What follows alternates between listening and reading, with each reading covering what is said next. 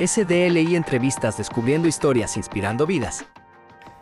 Bueno, vamos a iniciar con esta entrevista. El día de hoy tenemos a Renato León, egresado de la carrera de Derecho. Actualmente cuenta con 24 años y nos va a contar un poco de su experiencia en el Parlamento Joven del 2023 y cuáles fueron sus motivos o razones por las cuales decidió incursionar en este taller que pues brinda el Congreso, ¿no? Hola Renato, ¿qué Muchísimas, tal? ¿Cómo estás? muchísimas gracias, David, por la invitación. Y sí, es un espacio muy gratificante el que genera el Congreso mediante su secretaría, su comisión de participación ciudadana, porque familiariza a personas no solamente de la carrera de Derecho, de cualquier ámbito universitario, y que quiera participar justamente en esto. Y también permite a personas que no solamente sean universitarias, también a personas que tengan los requisitos mínimos, ¿no? Que tenga 18 años y que tenga máximo, tengo entendido, hasta 26, 27 años, ¿no? Es una Sí, muy de hecho bonita lo experiencia. subieron el límite ahora hasta los 29. Lo Ah, subieron el límite buenísimo. hasta los 29, así que hay más oportunidad de que más jóvenes pues se puedan inscribir a estos talleres, al Parlamento joven. Ujú. Y bueno, ¿qué te llevó a incursionar en el programa del Parlamento Joven? Claro, ¿Cómo ujú, te enteraste? claro que sí. Tengo muchos compañeros que han participado justamente de estos programas de Parlamento Joven, ¿no? Que también existe el Parlamento Universitario, el Parlamento Mujer, ¿no? Y Parlamento Andino, que se ya es en otra categoría, en otra institución lo genera. Pero estos programas, justamente por algunas amistades, me han señalado cómo les han mejorado algunas habilidades, ¿no? Que son muy importantes, independientemente de si vas al ámbito legal, al ámbito tal vez de administración o al ámbito quizás de alguna carrera de ingeniería, ya que las habilidades sociales o la forma de comunicarte de manera paulatina, congruente y sobre todo con un espacio de personas diferentes, diversas, es muy importante para que una persona cuando ya salga de una carrera pueda justamente realizar sus opiniones, sus ideas y también contrastarlas con otras, ¿no? Y justamente el Parlamento Joven permite conocer a otras personas como te conocí a ti y a otras personas, que justamente todos teníamos diferentes ideas políticas y ahí en el Parlamento Joven no es que exista una predominancia por algún sector político, si la experiencia es que justamente te lanzan un proyecto de ley, lo analizas previamente, te dan una bancada, tú no eliges con quién estar, ellos te lo proporcionan ya de manera aleatoria y eso permite que conozcas a otras personas y genera un ambiente de networking muy bueno porque puedes conocer a personas de algunas universidades privadas, de algunas universidades públicas o personas que tal vez se encuentren ya trabajando o se encuentren ya estudiando una carrera técnica, entonces permite conocer a otras personas, otros enfoques, otras culturas. Renato, ¿consideras que integrar este tipo de programas es como un paso inicial a la vida política? Claro que sí, justamente muchos de los que han participado en Parlamento Joven participan en la vida política. Entendamos que la vida política o inmiscuirte en la vida política no integra o no debería solamente ser concebida como participar en un partido político, ¿no? Todos los ciudadanos podemos participar de la política, de nuestro país, de nuestro estado, de nuestra nación.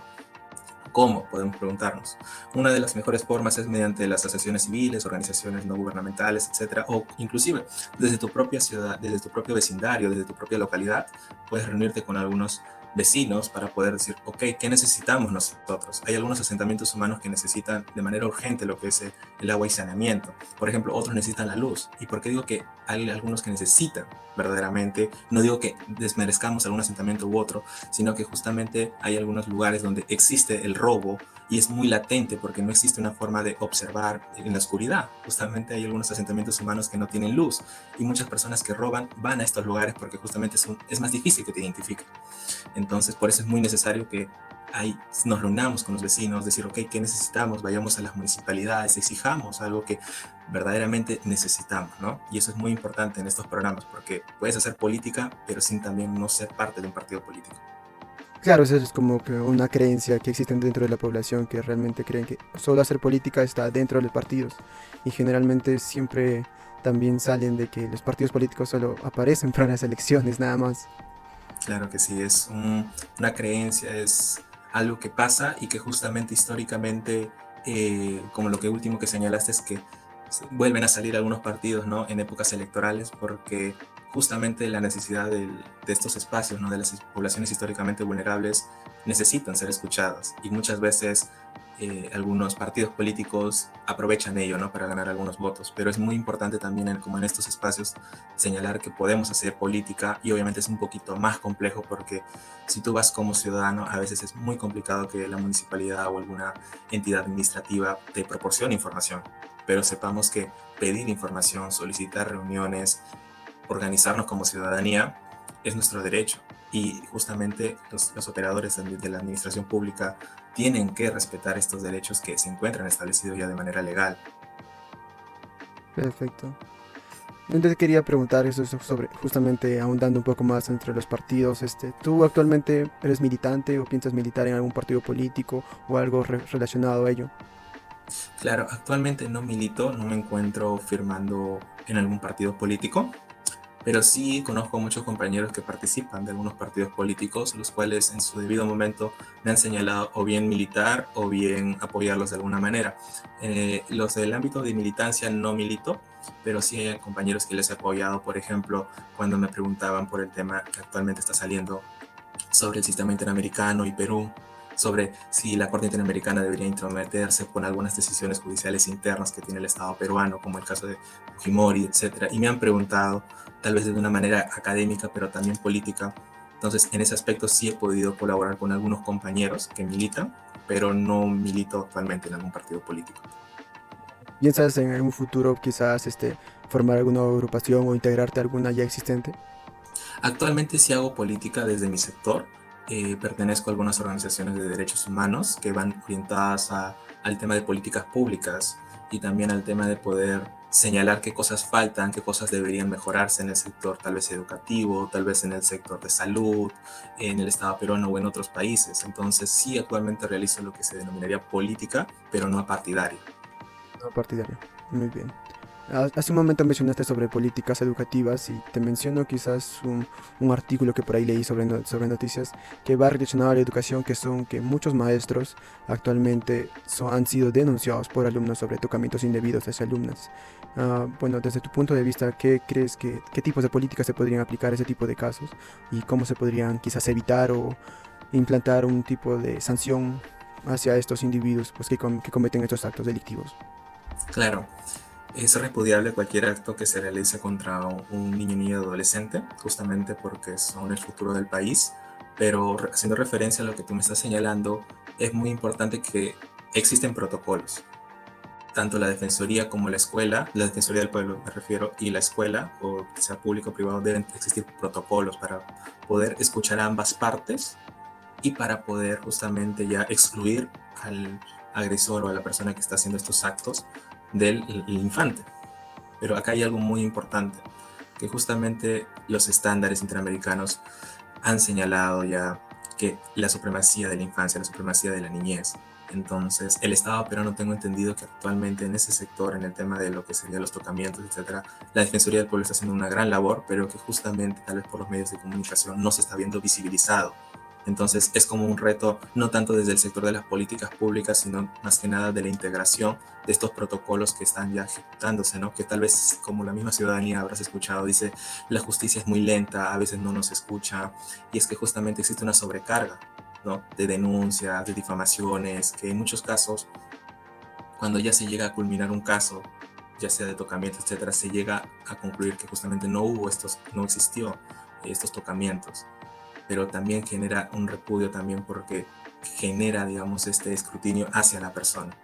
Entonces, lo que te trato de decir es, a veces decidir o el sistema de justicia es muy lento, pero también es lento porque existe una sobrecarga que la misma ciudadanía a veces ha generado.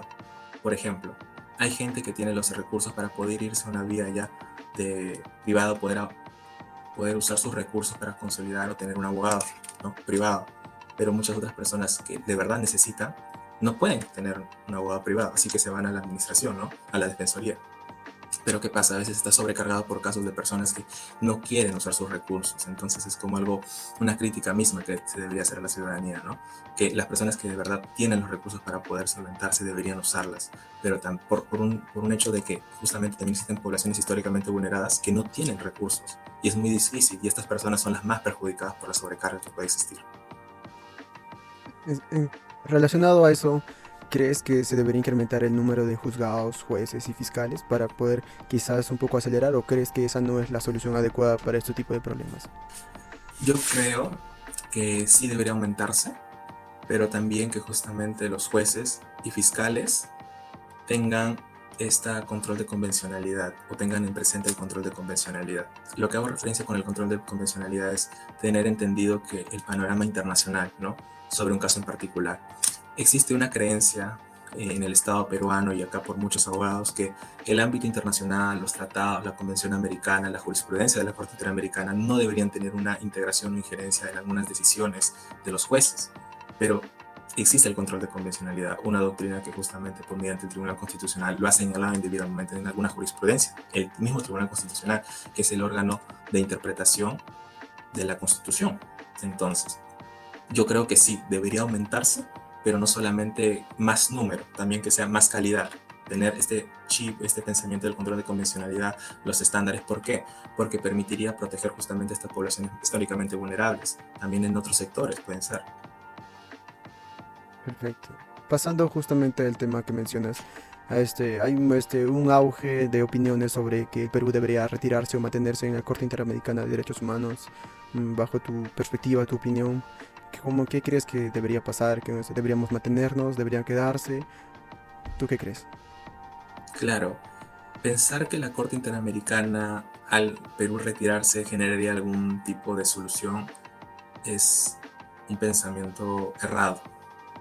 Justamente, y acá hay una dicotomía en el pensamiento quizás, que ahora se está diciendo que la Corte Interamericana no está politizado, ¿no? Como que está muy ideologizado.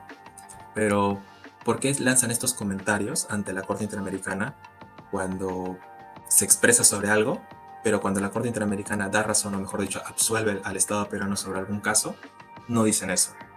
Entonces, acá se nos podemos dar cuenta que justamente la parte política hace este discurso cuando no le agrada una decisión, no le agrada el comentario de un tercero. Y estamos en un Estado de Derecho, entonces existe la libertad de expresión, existen organismos que no se encuentran por la izquierda o la derecha, son organismos especializados que tienen personas con una vasta experiencia, no solamente de literatura o bibliografías, es decir, artículos jurídicos, sino que también son personas que analizan la experiencia histórica de cada uno de los países y lo que ha pasado. Por ejemplo, el Estado peruano no es la primera vez que lanzan comunicados de posiblemente están observando si salirse o no de la Corte Interamericana. Es algo que pasa. Y no solamente en Perú, en otros países también en alguna ocasión han señalado ello. Pero retirarse de la Corte Interamericana implicaría primero un procedimiento que tomaría años. Segundo, que los casos que ya antes de la denuncia de la convención seguirían en transcurso, ¿no? Entonces, si los partidos políticos piensan que señalando que se van a, o estas personas politizadas señalan que al salirnos a la Corte Interamericana sería una solución rápida, es mentira, porque los procesos que ya se encuentran ya en transcurriéndose, o los nuevos procesos que antes de la denuncia seguirían. Entonces su objetivo de ellos no, simplemente es un tema de escrutinio que están haciendo para echarle, a mi consideración, la culpa a otra organización por tal vez malas prácticas que han pasado o por un partido político en específico. Bien. Este, ¿Deseas pronunciarte sobre lo que justamente tomaron la decisión de la Corte Interamericana sobre el indulto a Fujimori, o prefieres mantener tu opinión bajo silencio? Eh, claro, hay procedimientos en lo que sería el tema de la Corte, bueno, lo que señaló la Corte Interamericana. Yo sí me encuentro eh, a favor de lo que señaló la Corte Interamericana, justamente porque no se entromete en el aparato estatal de manera directa. Para que se juicie o se culpabilice o se responsabilice a un Estado sobre algún hecho de violación, ¿ya?, de derechos humanos, hay un proceso, ¿ok? Existe un proceso. Y justamente lo que pasó en el tema de Alberto Fujimori fue algo que generó muchas víctimas. Y no quiero generar un argumento sentimentalista, pero los indultos, las amnistías, han sido históricamente usadas por fines políticos. Entonces, considero que la decisión y los comentarios que la Corte Interamericana está señalando sí son necesarias, pero también generaría como un espacio de debate y que quizás el Estado peruano va a pedir probablemente reuniones para poder observar la viabilidad de que, como te cuento, siempre pasa esto de acá que el Estado peruano o algún representante del Estado peruano dice estamos mirando la viabilidad para retirarnos, ¿no? Pero no pasa. Y la única vez que pasó fue con Alberto Fujimori. En este caso de que si el Perú decidiera retirarse de la Corte Interamericana de Derechos, ¿en quién recae la decisión? ¿En el Poder Ejecutivo o en el Legislativo? Para poder retirarse, primero es un procedimiento de una denuncia ante a la Convención Americana. Entonces, recaería básicamente por la parte del Congreso, tengo entendido, para poder realizar una formulación, ¿no?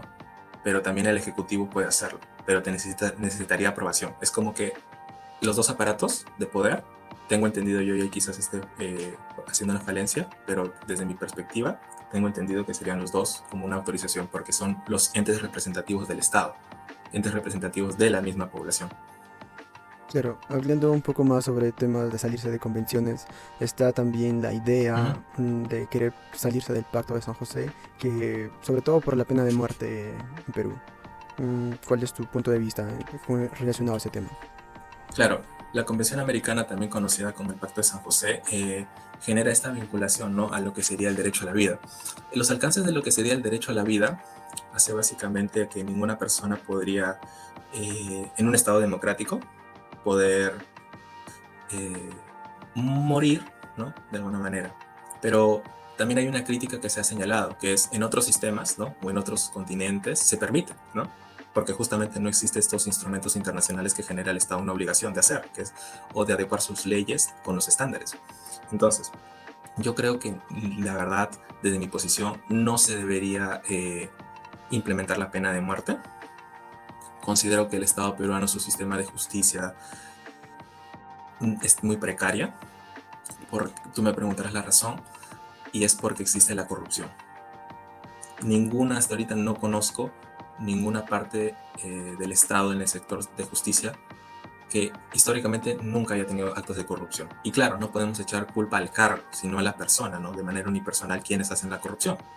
Pero lo que trato de decir, no tenemos un sistema de justicia consolidado como para que no exista apertura a que una persona inocente se muera.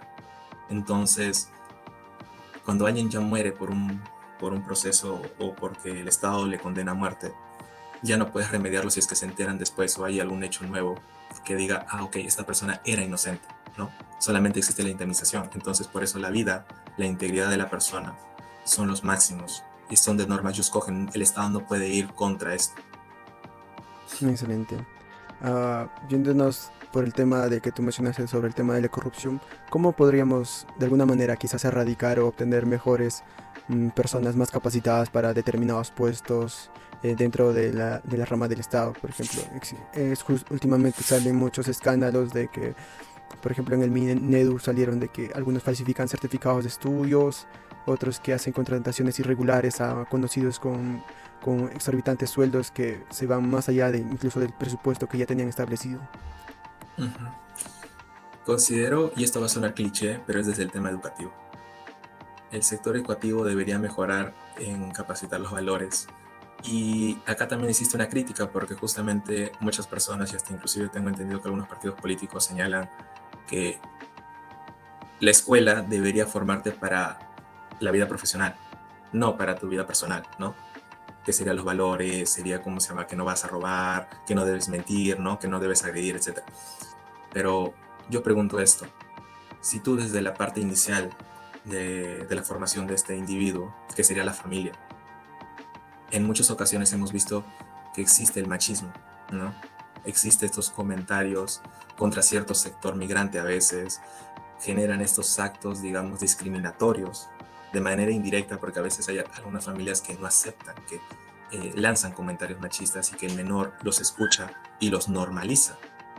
Entonces, el individuo o el menor, desde mi perspectiva, ya normaliza ciertos actos que hace la familia. Entonces, posteriormente, cuando ya está ya en la escuela o en la universidad, ya no se puede ya formar a una persona de manera íntegra. Entonces yo creo que la educación desde la parte inicial es muy necesaria. Y lo que trato de decir también es que no niego que existan programas que tengo entendido el Estado brinda, por ejemplo, en el tema de la Procuraduría, permite que la ciudadanía, ¿no? que quiera de manera voluntaria dar su tiempo, puede hacer un tema de fiscalizar algunas construcciones, etcétera, pero obviamente hay un proceso, que si no me recuerdo el programa se llama Control Ciudadano, ¿ok? Eso es desde la parte del Estado, pero también existen otras organizaciones terceras que se van orientadas como transparencia. También hay otros programas que ya son internacionales que buscan a los universitarios que se sientan convencidos con la formación y con el funcionamiento público, es decir, que quieran trabajar para el Estado, que se integren estas becas para formarlos mucho mejores, ¿no? Y como es el programa de la Fundación Botín. Pero yo creo que desde la etapa inicial, desde que está en el colegio, se debería poder generar estos formatos o estas formaciones íntegras para personas que pues van a tomar al final de cuentas algún poder o algún tipo de decisión, ¿no? Porque imaginemos que los niños al final de cuentas son futuros votantes. Y si este niño no entiende la importancia de no robar, la importancia de no generar actos discriminatorios, machistas o homofóbicos, si no entiende que es importante no hacer eso, posteriormente como votante va a votar por alguien que quizás él piense o normalice sus actos, ¿no? Entonces eso considero yo. Claro, necesitamos una educación basada más en valores y éticas y todo tipo de esas cosas. Yéndonos al ámbito de la política exterior a nivel regional de Sudamérica. Este, hace poco se realizó las elecciones en Argentina. Ganó el presidente Milei. ¿Tú qué opinas sobre la elección de este candidato? ¿Simpatizas con él? ¿Te agradan algunas de sus propuestas? ¿Cómo crees que se ha venido desarrollando todo lo que ha propuesto? Claro. Yo en el sector, digamos, de algunas políticas no he podido leer eh, toda la base o su línea de trabajo que él planea implementar, siendo honesto, pero sí puedo recalcar algo, ¿no? Que es que las libertades, o esa es la concepción que él mismo ha señalado, es muy necesario e importante, ¿no? El poder de decidir a dónde tú quieres estudiar, ¿no? En base a la ficha económica que el Estado te va a brindar, ¿no? Entonces, desde alguna manera, él está generando que exista competencia, que exista aún competencia dentro de, de aún cuando se va a acceder o se va a permitir el acceso público. En etapa escolar, tengo entendido, ¿no? Que es como estos vouchers que él señaló. Entonces, él de Claro, manera indirecta está generando competencia. Eso desde desde el aspecto de educación considero que está bien. Pero, por ejemplo, tengo entendido, y ahí tal vez también esté haciendo una falacia, una falencia en temas de conocimiento, y es que también, no sé si ahí tal vez tú me lo puedes corroborar, es el tema de en el sector universitario posgrados, ¿no? Personas extranjeras que quieran estudiar ya no podrían tener los mismos beneficios que anteriormente tenían, ¿no? claro, sí, de hecho sí es cierto. Y yo creo que está bien en cierta medida, pero creo que debería haber una visión integradora o una visión de por qué algunas personas justamente se están yendo o están migrando, ¿no? Porque, por ejemplo, no todas las personas que vamos a una beca o vamos a cierto país para una estancia de estudio, vamos por un tema que tenemos los recursos económicos, sino es que justamente es el lugar más beneficiario para poder estudiarlo. Por ejemplo, no podemos comparar a una persona A, que es de una familia adinerada o que tiene un aspecto económico muy alto, ¿no? Que puede elegir cualquier país para poder estudiar, ¿no? Que tienen ventajas y si es que no agarra una beca o no agarra, digamos, este estipendio económico que le van a dar, puede irse a otro país a estudiar, ¿no? Comparar Claro, a esta independientemente. situación el comparar esta situación con una persona que, por ejemplo, es de escasos recursos, que ha luchado por tener un perfil para que sea aceptado en cierta universidad o en cierto programa de posgrado y que justamente no podemos comparar ambas realidades, porque si este individuo que no tiene los recursos y básicamente ha hecho una línea de trabajo para poder tener una beca y poder posteriormente tener un trabajo digno, porque la realidad en Latinoamérica es que si eres joven o eres recién egresado, es muy complicado tu poder conseguir un trabajo, más aún si es en la línea de laboral que tú quieres tener. Por ejemplo, si tú quieres trabajar en derechos humanos, tienes que inmiscuirte en derechos humanos, tienes que llevar algunos cursos y diplomados, y a veces estos cursos y diplomados son muy costosos. excesivamente costosos. E inclusive, gracias al COVID-19, hemos podido tener la ventaja de que sean virtuales. Pero antes de eso no eran virtuales, eran presenciales.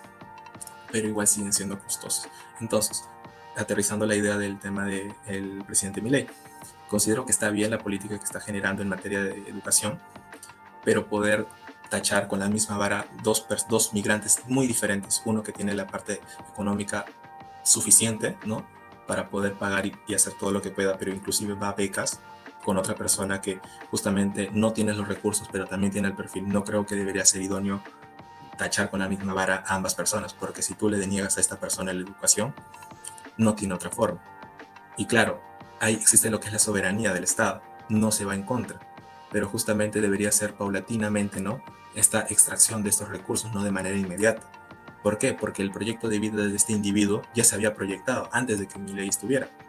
Entonces el proyecto de vida de este individuo era terminar la carrera y posteriormente postular, por eso justamente llegaron a ese país. Entonces ese es como mi pensamiento en torno a la política en el sector educativo en ese momento, ¿no?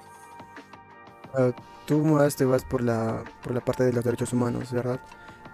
Quisiera mencionarte sobre políticas migratorias que se están aplicando en algunos países, sobre Ujú. incluso lo más importante o lo más relevante a nivel mundial es sobre las políticas migratorias que aplica Estados Unidos contra México y todos los migrantes que desean ir al país de Estados Unidos. Y te preguntaría, ¿se podría aplicar algo así? ¿Se debería aplicar algo así en nuestro país? Sobre todo porque existe una gran molestia e incomodidad sobre estos grupos de individuos delictivos que provienen de Venezuela. ¿Se podría aplicar algo así como políticas restrictivas? ¿Qué implicación tendría en base a los derechos humanos? ¿Se estaría violando algo, algo relacionado a eso? Claro. Eh, Mira, en el Estado peruano hace años se criminalizaba mucho al migrante. Ilegal, ojo, ilegal. Eso hay que denotar. ¿Por qué? Porque el migrante ilegal, si no estaba documentado, porque el mismo nombre lo denomina ilegal, se le mandaba a la cárcel por un cierto periodo. No excesivo, pero sí, ¿me entiendes? Pero justamente eso es una falta administrativa. Entonces el Estado peruano acopló sus políticas migratorias y ahora actualmente ya no que se criminaliza al migrante ilegal. Ahora, señalando en el aspecto que tú enfatizas, ¿no? Y es muy rescatable lo que dices, los migrantes que generan estos disturbios a la sociedad o generan esta inquietud a la paz, ¿no? Justamente la comparativa entre un país u otro en materia de migración es muy complicado desde mi posición o desde mi postura, porque justamente el sistema del país de Estados Unidos es diferente al sistema peruano, es decir, Estados Unidos es por estados federados, ¿ok? Claro, nosotros es otro tipo de sistema. Otro tipo de sistema. Entonces, los alcances y la implicancia que puede existir son diferentes. Inclusive, el Estado peruano vive por el tema de turismo, como también Estados Unidos. Pero ¿qué pasa? Acá en Perú existen muchas partes de la frontera que entran muchos indocumentados y que justamente estos indocumentados son personas delictivas.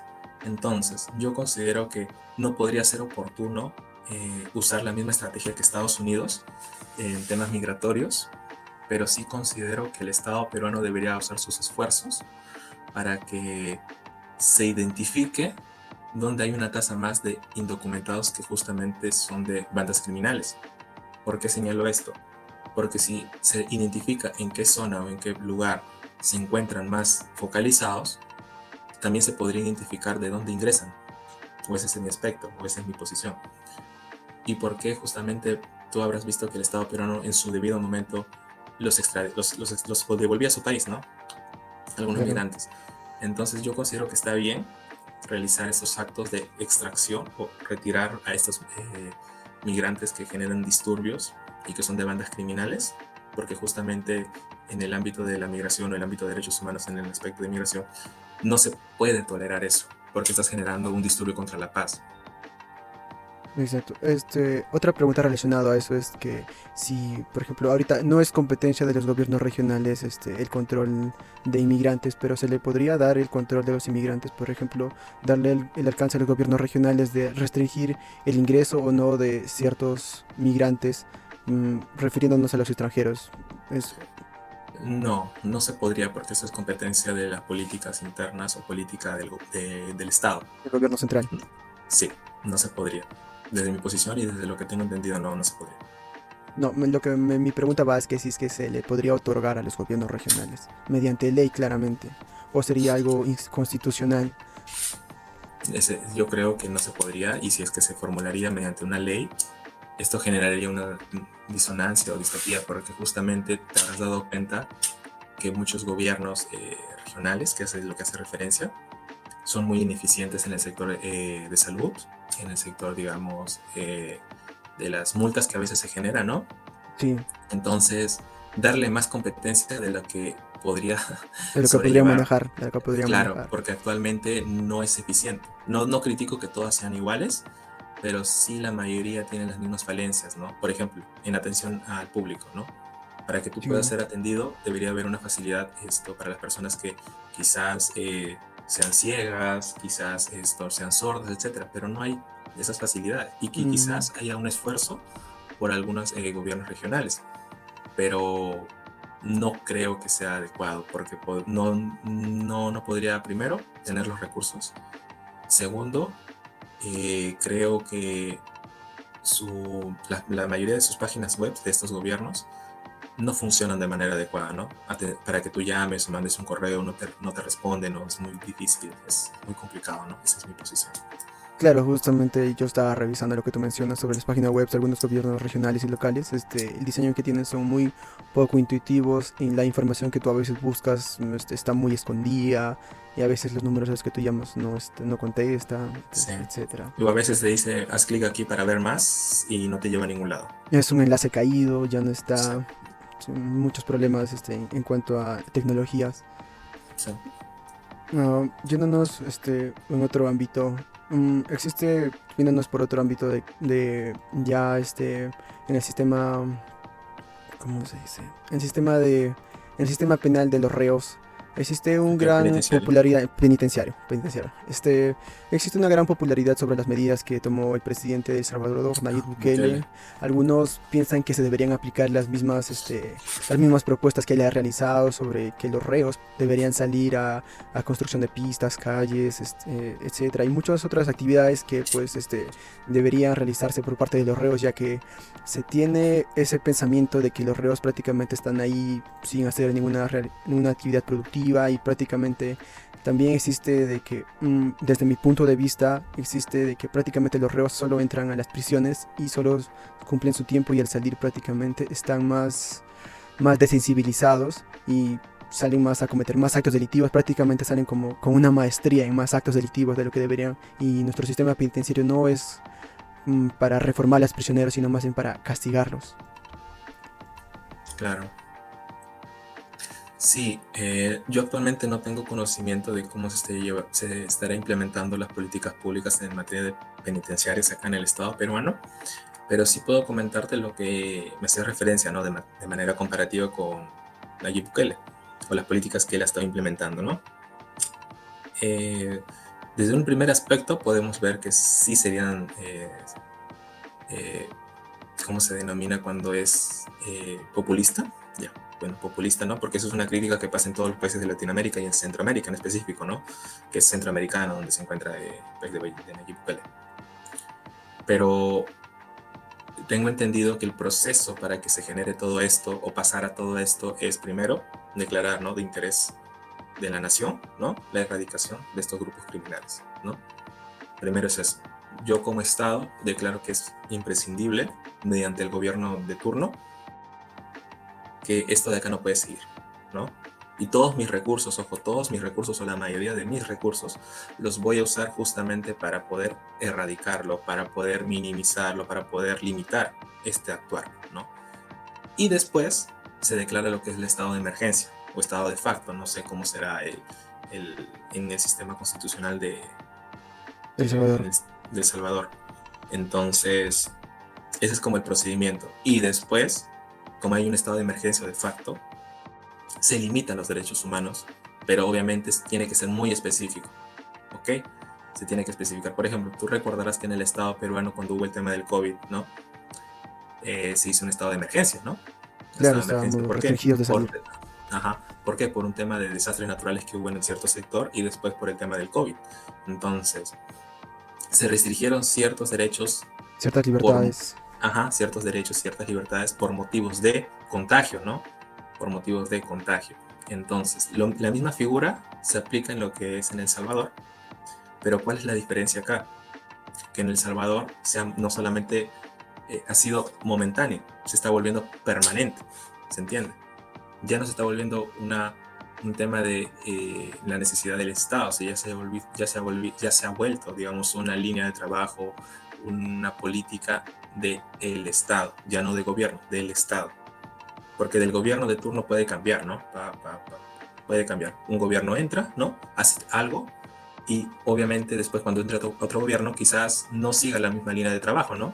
Por eso es una de Claro, las un críticas que se gobierno hace, ¿no? entra y otro gobierno lo deshace y a veces Ajá, prácticamente es un vaivén de diferentes políticas. ajá, y por eso justamente tengo entendido, y tal vez me puedes corregir, él hizo una reforma para poder reelegirse, ¿no? Mediante Claro, votación del pueblo. sí, Entonces, porque exactamente. justamente eso, él está generando que el Estado, no el gobierno, sino el Estado ya, la misma nación, el mismo país, el mismo Salvador, tenga esta política, lo cual desde mi perspectiva considero que sí se limitan muchos derechos humanos, sí se están violentando algunos derechos humanos, pero que llega a ser necesario justamente cuando existe una creciente vulneración a la sociedad. Y no solamente a la sociedad, sino también a los países colindantes. Porque entendamos entendido que una banda criminal o no es lo mismo que una organización criminal que ya tiene un organigrama ya establecido, tiene alcances, tiene recursos, ¿no? Para poder generar ciertas afectaciones, para poder ir en contra de ciertas personas. Entonces, desde mi perspectiva, creo que está bien la implementación que ha hecho Nayib Bukele en El Salvador, porque ha hecho el procedimiento que te digo, ¿no? Primero, poner necesidad del Estado, del gobierno, digo, gobierno, después un estado de excepción o de emergencia, ¿no? Y ahora como que lo está haciendo de manera recurrente. Ahora, entendamos que estos estados de emergencia, ¿no?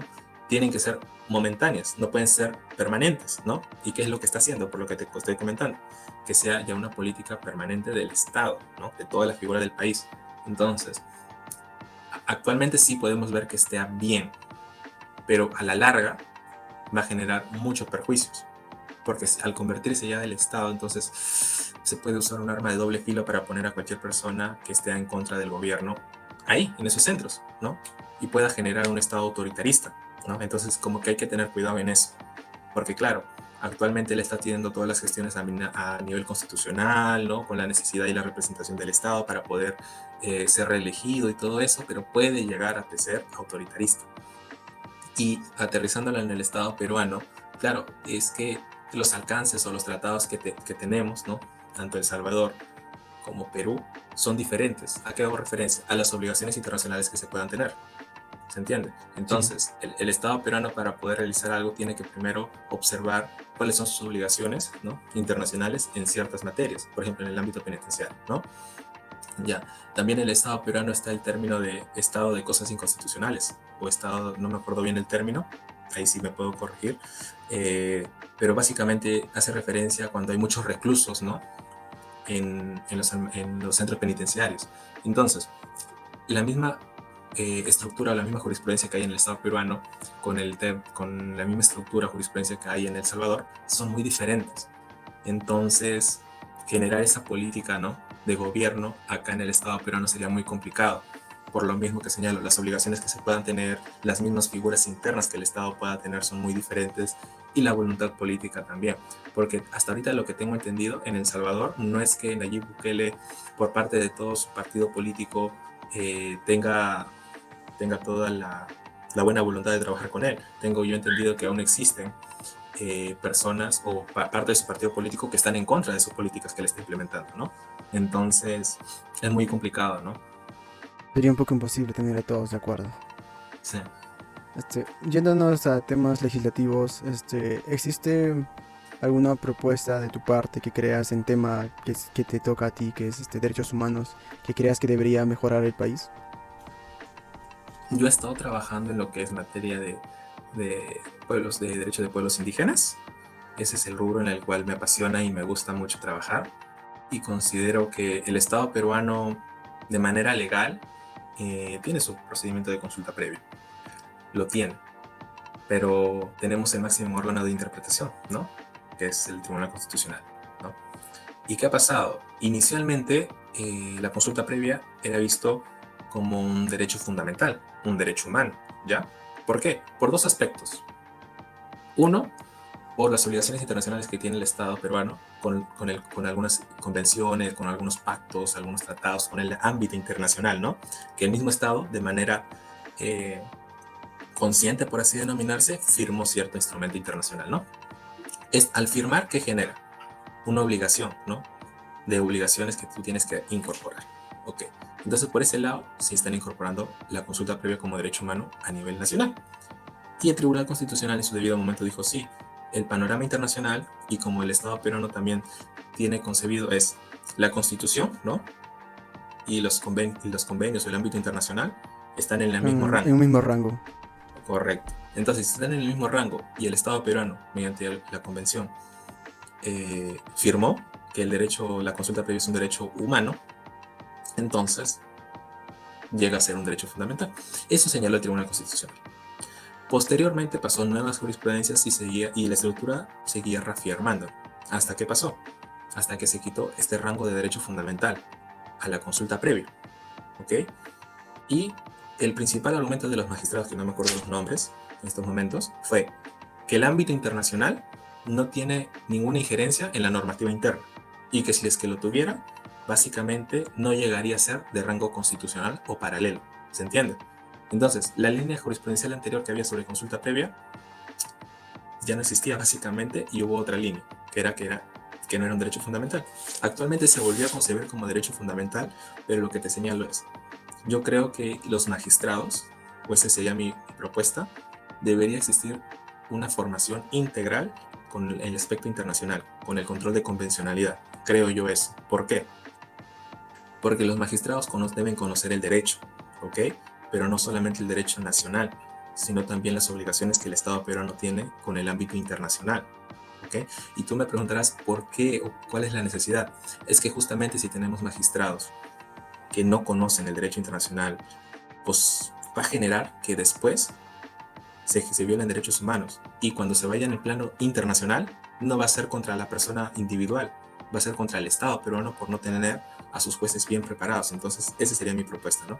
De igual manera, en tema de derechos sexuales y reproductivos, también pasa lo mismo en el tema de la pastilla del día siguiente, que no se está implementando bien, que en el aspecto de los hospitales públicos debería proporcionarse de manera segura, rápida, ¿no? Sin el tema de eres muy joven, se te ves muy joven, no deberías hacer eso, como criminalizar o generar estos actos de discriminación a la mujer, ¿no?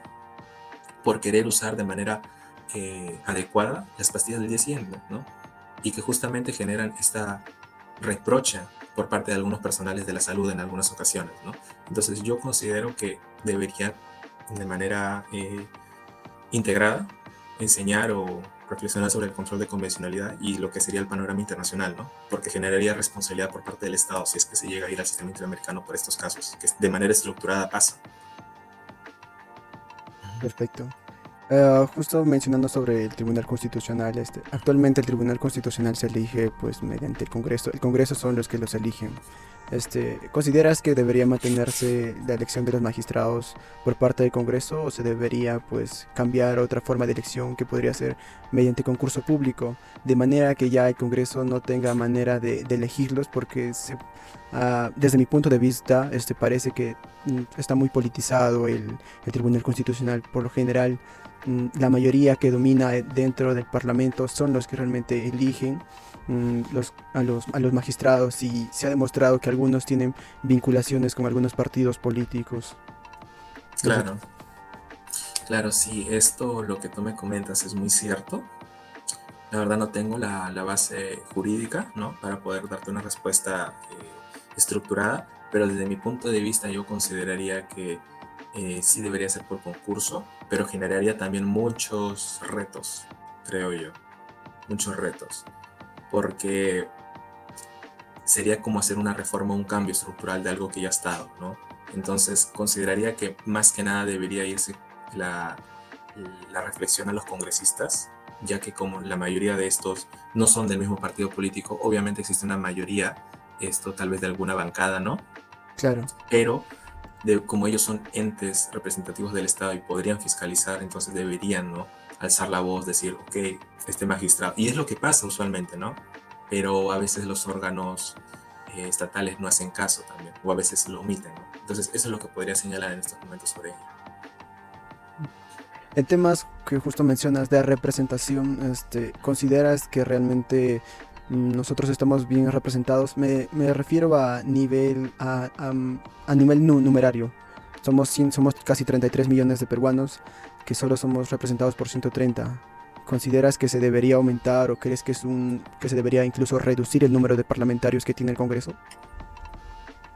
Claro, ahí hay una crítica muy buena, que es, por ejemplo, si de verdad fuéramos representativos en el Congreso, debería existir un porcentaje, ¿no?, mínimo, ¿no?, de mujeres, correcto. Claro, Pero ¿por qué solamente mujeres? ¿Por qué no también, digamos, trans? Porque también existe la comunidad trans.